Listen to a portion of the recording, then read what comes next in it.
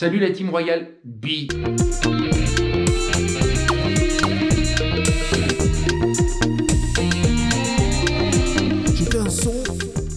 Présentons ce nouveau circuit, le World Trail Majors. Alors il est né récemment, à la fin de l'année 2023, et cette année c'est sa première édition. Il comprend non pas 9 mais 10 courses. Merci Gaël, merci Seb aka le runner du dimanche, vraiment trop sympa. Et d'autres aussi qui m'ont dit oui, le GRP il est dans le groupe maintenant. Bon, le GRP dans le groupe, donc 10 courses. Ces 10 courses sont présentées comme, et je reprends le mot qui se trouve sur leur page, sur leur site, une bucket list. Alors c'est quoi une bucket list? C'est les choses que l'on doit faire avant de mourir. Bon là en l'occurrence je pense que c'est non pas avant de mourir, mais avant d'arrêter l'ultra trail. Une collection de courses bucket list pour les coureurs amateurs et professionnels qui veulent vivre le trail comme il se doit. Une expérience unique à chaque fois. Ah, déjà, quelle modestie. Grosso modo, ils sont en train de dire, voilà, là il y a 10 courses, gars, c'est 10 courses qu'il faut faire avant que tu arrêtes tout, quoi. C'est celle-là, c'est pas les autres, c'est celle-là. Ouais, tu sais ce que je vais faire? Je te le dis, hein, cash. Je vais aller faire d'abord les courses que j'ai envie d'aller faire. Après, éventuellement, si dans un circuit, il y en a une à laquelle j'avais pensé et qui est présentée d'une manière qui me parle, peut-être que j'irai. Ah, pas Hong Kong. Trop cher. Oh là, oh là là, oh là là, oh là, oh là là, oh là, oh là, oh là. Mais le GRP, pourquoi pas? Et sûrement pas parce qu'il a intégré le World Trail Majors. À la limite, pour moi, c'est pas un argument, tu vois, c'est presque un contre-argument. Chacun son truc. Mais quelles sont donc ces 10 courses que tu te dois de faire sans quoi tu vas rater ta vie? Je te le dis, tu vas rater ta vie d'ultra-trailer. Commençons par celle que j'ai faite l'année dernière, la Trans-Grande Canaria, la Swiss Canyon Trail, la Hong Kong 100, le Mute, l'Ultra Trail de Madère, les courses de la Black Canyon Ultras aux États-Unis, le Mont Fuji 100, le South Down Ways 100, bon 100 aussi, bon, c'est en Angleterre, quelque part en Angleterre, c'est une course évidemment que tu dois de faire dans ta vie, je veux dire ça fait partie de la bucket list, tout le monde a envie d'aller faire cette course. Le Québec Mega Trail, le Grand Raid des Pyrénées aka le GRP, et enfin le RMB Ultra Trail Cape Town, Afrique du Sud. Qu'est-ce qui réunit ces 10 courses? Eh bien cela nous est dit d'une manière à peu près claire. Tout d'abord, ce sont des courses historiques qui ont contribué à construire la discipline de l'Ultra Trail. Ce sont des courses qui sont respectueuses de l'environnement. Je dirais en langage moderne, éco-responsable. Et enfin, un héritage historique singulier, ainsi que la beauté naturelle de l'environnement traversé. Ah, je ne résiste pas à vous lire un petit passage de la présentation de ce circuit. Aventure, une expérience incroyable. Découvrez les paysages les plus impressionnants et les plus stimulants, tout en participant au circuit de trail le plus excitant de l'année. 3 hyperboles en une seule phrase. Vous en faites trop, les gars. Vous en faites trop. Les valeurs du trail, c'est bien. Partage, solidarité, respect, convivialité, c'est bien. Mais la valeur du trail, va falloir t'en acquitter. Je vous propose maintenant d'examiner le fondement des différentes raisons avancées pour participer à ce circuit. D'ailleurs, la formule participer à ce circuit, elle n'est pas de moi, c'est écrit noir sur blanc sur leur site. Pourquoi participer au Grand Canaria World Trail Majors? Alors là, oui, il y a un petit truc qui m'a heurté quand je suis retourné sur leur site, c'est que c'était plus World Trail Majors. Leur logo, c'est bien World Trail Majors. Un W, un T et un M. Là, c'est très stylé, c'est très joli. Mais maintenant, il y a Grand Canaria. Je m'en étais pas aperçu parce que soit je suis bigleux, soit je suis crétin, soit les deux. Oui, c'est compatible.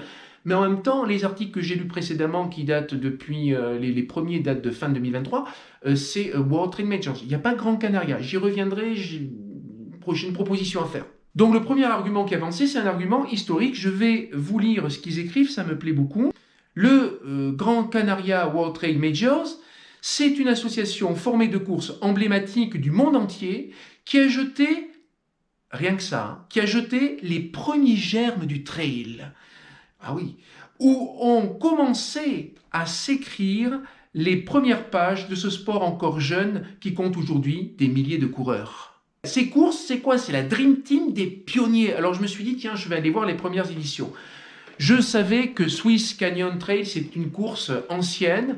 Je suis allé vérifier et j'ai vu, la première édition, c'est 1994. Ok, là, clairement, on est chez les pionniers. Mais qu'en est-il des autres? La Transgrande Canaria, je savais que c'était 2003, puisque c'est la même année que la première édition de l'UTMB.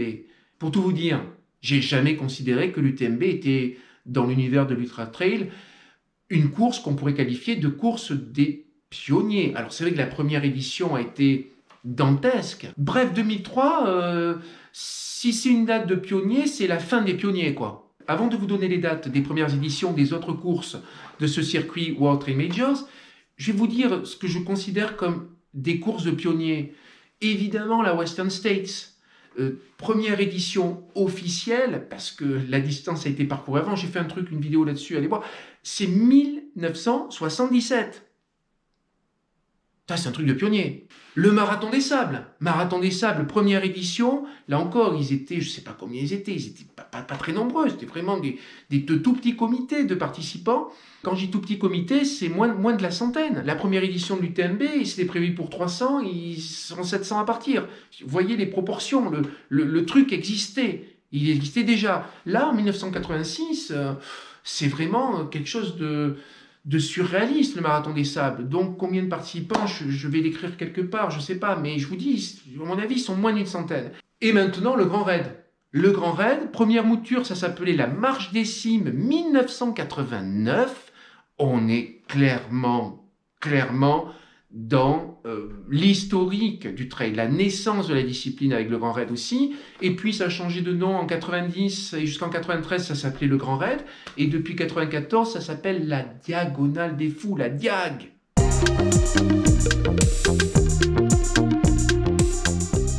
Les autres dates des premières éditions des courses constituant le circuit du World Trail Majors, qui ont contribué à jeter les premiers germes de cette nouvelle discipline qui sera l'Ultra Trail, sont le Mute 2008, le GRP 2008, Hong Kong 2011, celle en Angleterre 2012, Fuji 2012, Québec 2012, et puis après on a 2014 avec Cape Town, et 2014 aussi avec celle qui se déroule aux États-Unis, Black Canyon Trail. Historique. Pour moi, ce premier argument, il a clairement sa limite. Deuxième argument, pour nous donner envie de participer à l'une de ces courses ou à plusieurs courses de ce circuit, une même philosophie du respect de l'environnement. Permettez-moi de vous lire un extrait de l'article d'Esprit Trail écrit par Patrick Guérinet, consacré à ce nouveau circuit, le World Trail Majors, à propos de cette question de l'environnement. Qu'écrit Patrick Guérinet? Je vous le lis. En revanche, il peut paraître étonnant de parler de protection de l'environnement et d'associer dans un circuit des courses se déroulant aux quatre coins de la planète l'empreinte carbone générée par les participations aux courses de ce circuit. C'est en option? Je crois que tout est dit. Passons donc au troisième et dernier argument. C'est celui du respect de la singularité de chacune des courses constituant ce nouveau circuit. C'est difficile de ne pas percevoir dans ce troisième argument une critique voilée, celle que faisait tout à l'heure Patrick Christina à propos des UTMB World Series. Il parlait d'uniformisation de ces événements. Pour le directeur du Swiss Canyon Trail, les courses qui intègrent le circuit d'UTMB, elles perdent leur âme en quelque sorte, elles s'uniformisent. Mais c'est pas possible que les courses s'uniformisent, c'est pas possible, tu peux pas uniformiser un paysage, tu peux pas uniformiser un patrimoine, tu peux pas uniformiser un terroir, par définition, c'est pas possible. C'est pas parce que dans le cahier des charges il est écrit que à chaque ravito il faudra quand même des quartiers d'orange et des tucs. Ouais, je sais que les tucs ça fait plaisir, qu'on est dans l'uniformisation. De toute manière, des quartiers d'orange, des morceaux de banane, des tucs, j'en ai parlé tout à l'heure dans la ravito. Mince, on veut de la choucroute quand on est en Alsace, on veut de la gastronomie locale. Alors uniformisation dans les distances, vous allez me dire, parce qu'en effet la X-Alpine, pour avoir l'index 100 miles, ils sont passés de 111 à 140 ou peut-être plus, 140 et quelques kilomètres. Est-ce que ça change totalement la nature de l'événement? Et c'est là où je reviens sur le nom de ce circuit, qui n'est donc pas uniquement World Trade Majors, mais Gran Canaria World Trade Majors. J'aimerais comprendre, je m'interroge. Pourquoi ce Gran Canaria? Je ne peux faire qu'une modeste hypothèse, c'est que l'origine de ce circuit, eh bien, c'est la Trans-Gran Canaria, c'est les gens de l'organisation de la Trans-Gran Canaria qui l'ont peut-être amorcé. Je ne sais pas si la Trans-Gran Canaria est une course des origines, mais en tout cas, elle se veut à l'origine. Et petite remarque, coïncidence, je dirais, le nom de la course, c'est pas Trans-Gran Canaria, c'est The North Face Trans-Gran Canaria. Elle a un naming, elle aussi. Et vous savez que en 2003, lors de la première édition de l'UTMB et les premières années, l'UTMB avait déjà un naming. C'était The North Face UTMB Mont Blanc.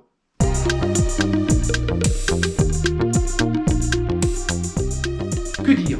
Tout d'abord, qu'il y avait un circuit d'Ultra Trail, l'Ultra Trail World Tour, et que celui-ci, en 2021, a plus ou moins contribué à donner naissance au circuit d'Ultra Trail dominant, l'UTMB World Series, qui n'est pas exempt de critiques et de reproches totalement légitimes. Face à ce circuit dominant, il y a un nouveau circuit qui est en train de se positionner. C'est le Gran Canaria World Trade Majors. Et ce nouveau circuit, il se présente comme une alternative à ce qu'est l'UTMB World Series. Il se propose de renouer avec les origines du trail en se présentant comme une bucket list de courses fondatrices de la discipline. Il se présente comme plus respectueux de l'environnement que l'UTMB. Et enfin, il se présente aussi comme plus respectueux de la singularité de chacune des courses qui le composent. Et la question qui se pose est, s'agit-il de réel engagement, sincère et surtout tenable? Ou s'agit-il de marketing qui s'inscrit dans le cadre d'une communication commerciale? Car certaines de ces courses sont dans une même dynamique de professionnalisation que l'UTMB. Prochaine vidéo, en lien plus ou moins direct avec celle-ci, tout d'abord une qui m'amuse, rien qu'à y penser, ça sera sur les astuces pour choper de la running stone sans trop forcer. Et puis une autre, parce que je suis là-dessus depuis un moment, et je crois que ça sera le point final d'ailleurs, c'est l'UTMB, l'année où tout a basculé, le moment où on est passé d'une éventuelle course de pionnier à le rendez-vous massif de l'Ultra Trail et avec tout ce que ça implique de sport business derrière. Banzai!